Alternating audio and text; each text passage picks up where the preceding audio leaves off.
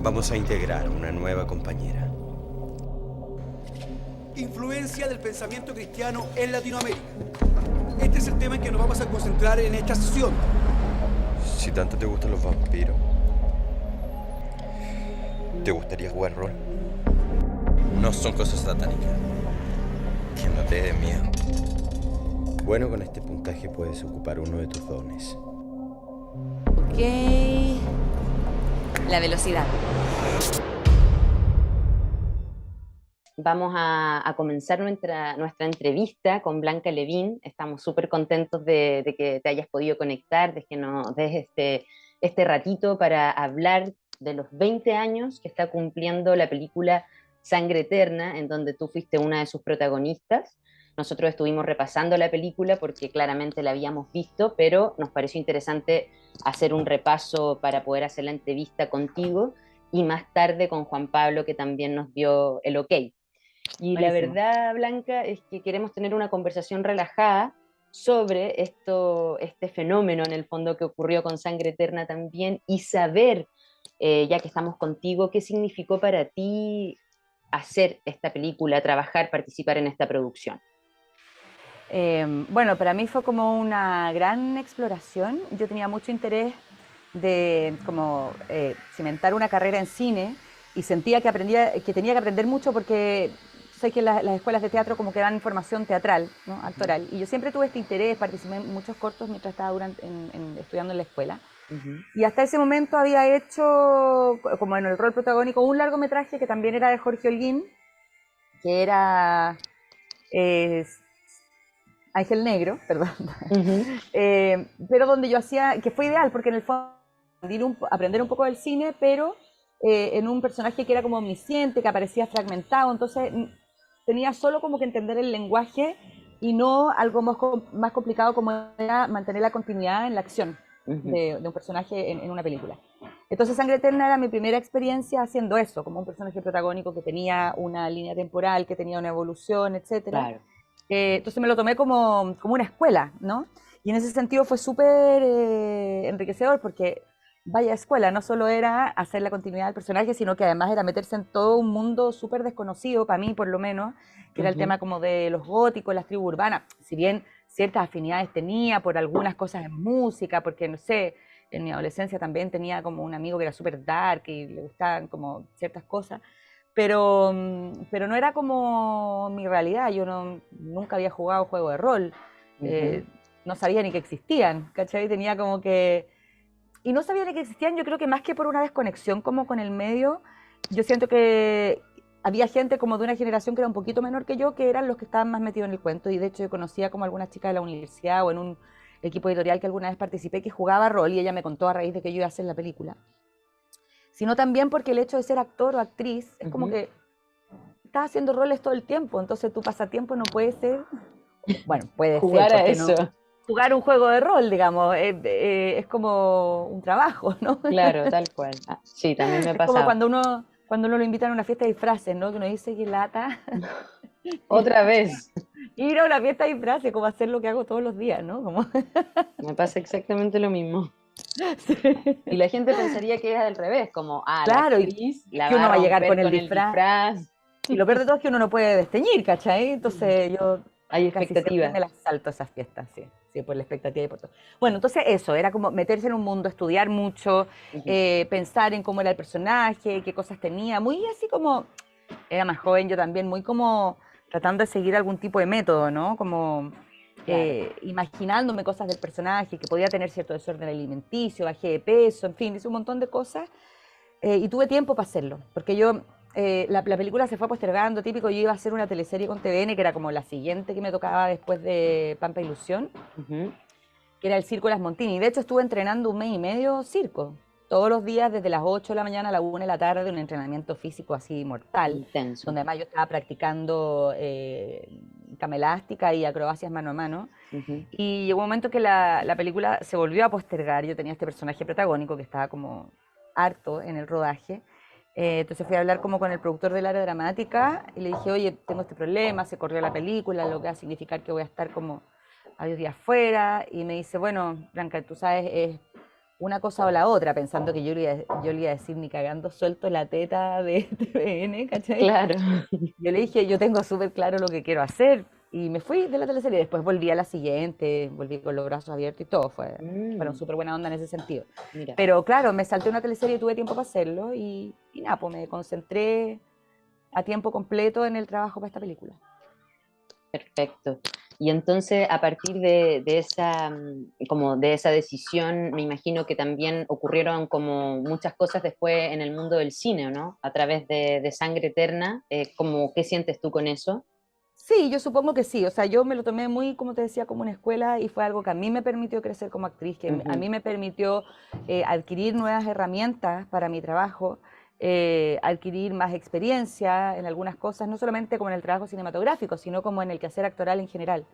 Eso, si esta película me abrió o no me abrió puertas después, no tengo idea, porque además es una película tan de género, tan de nicho, Claro, que yo creo que no, en realidad, ¿no? Como que es una película de culto, que tiene así como un grupo de fans y que la siguen y que yo digo, han pasado 20 años la película y la gente todavía va disfrazada a verla y se saben los textos y se ríen en un montón de partes, porque evidentemente es una película, imagínate, hecha súper artesanalmente, todos los efectos de maquillaje, los efectos especiales, todo era artesanía, no hay nada digital de postproducción. claro, sí. Ayer Entonces, nos dábamos cuenta de eso también, como de ese entonces trabajo que se nota.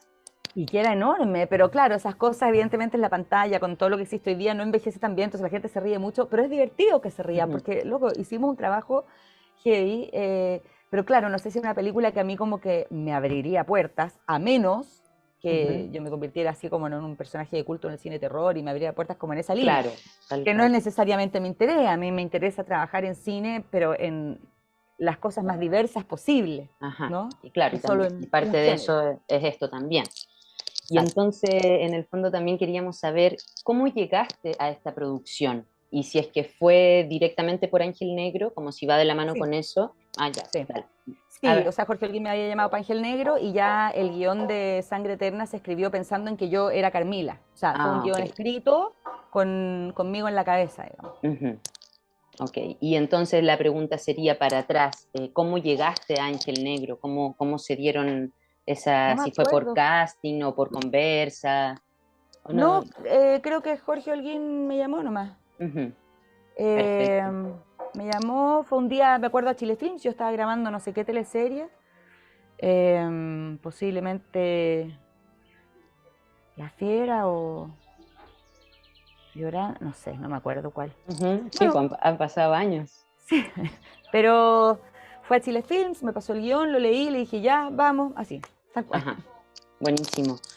Y tú me decías que, bueno, que obviamente le habías dedicado mucho estudio al personaje, además para meterse claramente uno cuando es actriz, como tú bien dijiste, uno viene de una escuela que es mucho más teatral que del cine, entonces un poco a nosotros los actores, las actrices, nos toca un estudio que es bien intuitivo y bien personal y en soledad un poco diría yo, cuando decides abordar un proyecto cinematográfico. Entonces queríamos, nos provocaba la duda de cuánto tiempo le dedicaste a ese personaje desde que te Uy, pasan mucho. el guión y luego ya las tribus urbanas, lo mismo que me dices tú, el tema que se te mezcló con un entrenamiento de otra cosa, así como O recordando, sea, porque, más que desde que me pasaron el guión, desde que me dijeron que este era el próximo proyecto, oh, antes de que el guión claro, estaba escrito, claro, un ujú, año de dedicación por lo menos. Em, y, mm, y claro, tú dices que es un trabajo bien intuitivo, personal y solitario, pero también es bien intelectual y uno como que echa mano a mm, todo lo que encuentra en la literatura, en el cine, en la música, etcétera, para nutrirte de lo que tenéis que hacer. Y también luego se convierte en un trabajo colectivo cuando ya hay un elenco y vamos todos juntos a los claro, torneos de juego de rol en la Blondie y vamos todos juntos a carretear a la Blondie y vamos, ¿me entendí? O sea, también ahí se convierte en un trabajo colectivo como en el teatro. tal cual, claro, después de ese proceso de investigación de los personajes. Ujú. Sí. Y bueno, también, y para ir también cerrando, porque la verdad que la conversación, la idea es que no sea tan extensa, ¿verdad? Sino más bien como ir a esto, a lo que fue esa producción en sí. Nosotros veíamos que había como un compromiso actoral que era súper emocionante. Eso a mí me llamó mucho la atención ayer y quizás también la vi con otros ojos, ¿no? Como Mm. desde esto de que uno al final hace un cine por más de que igual había algún presupuesto, igual es artesanal, por lo que decís tú, ¿cachai? Como que me imagino ahí que usted en el fondo fueron poniendo de sus propias propuestas, porque hay escenas muy físicas también, cuando Sí, luchan. Eso, si sí. nos podrías contar un poquito de ello. Sí, claro, era un trabajo súper comprometido y de hecho, claro, había un presupuesto, pero que cada vez había menos presupuesto. Yo me acuerdo una vez que Claro. ya no había plata para comer, para el catering. Entonces el productor del terreno fue como a uno de estos templos Hare Krishna y Mm, trajo como unas empanadas, ¿cómo se llaman estas empanadas indias típicas? Las samosas. Trajo unas samosas así como almuerzo. Imagínate un equipo técnico de cine que están acostumbrados al al- bistec con arroz, ¿cachai? Como o al buen al... sándwich. ¿Cómo le tiraron las samosas por la cabeza? Imagínate. Pero claro, había mucha precariedad también en todo, pese a Ujú. que se vea así. O sea, y además, por ejemplo, todos los lentes de contacto que usábamos, o sea, en esa época no eran así como ultra slim como hoy día, eran súper gruesos.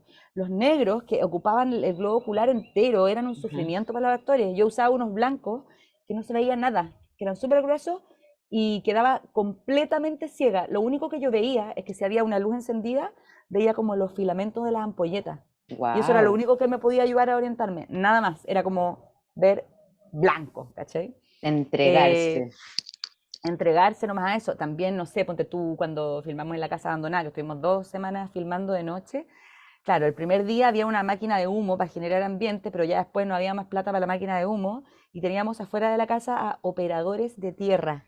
Como era una casa abandonada, entonces los Ah, operadores de tierra agarraban unos cartones, entonces era como corre cámara, sonido, tierra, y venían los operadores que agarraban tierra con unos cartones del suelo, esa casa abandonada, la tiraban al aire y entraba toda esta tierra por wow. las ventanas, tosíamos y teníamos que partir haciéndole escenas, ¿cachai? Era Y a todo muy grabar. así.